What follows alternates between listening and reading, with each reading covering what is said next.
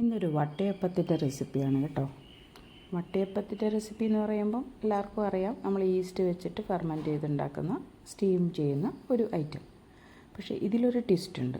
ഇതിൽ ഞാൻ ഇന്ന് യൂസ് ചെയ്തിരിക്കുന്നത് ഈസ്റ്റ് അല്ല, നമ്മുടെ സവർഡോ സ്റ്റാർട്ടറാണ്. നിങ്ങളെൻ്റെ റീലിൽ കണ്ടിട്ടുണ്ടാവുമല്ലോ ഞാൻ സവർഡോ സ്റ്റാർട്ടർ ഉണ്ടാക്കുന്നതും സ്റ്റോർ ചെയ്യുന്നതും ഒക്കെ. അപ്പം ആ ഈസ്റ്റ്, ആ സവർഡോ സ്റ്റാർട്ടർ വെച്ചിട്ടാണ് ഞാനിന്ന് വട്ടയപ്പം ഫെർമെൻറ്റ് ചെയ്യാൻ യൂസ് ചെയ്യുന്നത്. നമ്മുടെ കുറച്ചുകൂടി പ്രോബയോട്ടിക് ആയിട്ടുള്ള ലൈവായിട്ടുള്ള ബാക്ടീരിയ യൂസ് ചെയ്തിട്ടാണ്, കുറച്ചുകൂടി നമ്മുടെ വയറിന് ഗട്ട് ഫ്രണ്ട്ലി ആയിട്ടുള്ളതാണ് ഈ സവർഡോ സ്റ്റാർട്ടർ.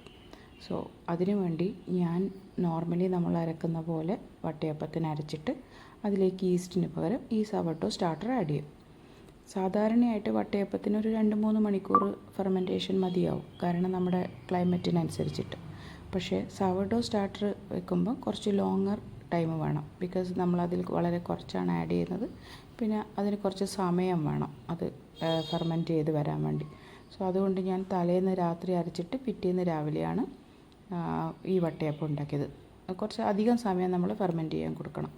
സോ ഇതിൽ നമുക്ക് ഷുഗറിൻ്റെ അളവ് വേണമെങ്കിൽ കൂട്ടുകയോ കുറക്കുകയോ ചെയ്യാം, നിങ്ങളുടെ ഇഷ്ടത്തിനനുസരിച്ച്, ടേസ്റ്റിനനുസരിച്ചിട്ട്.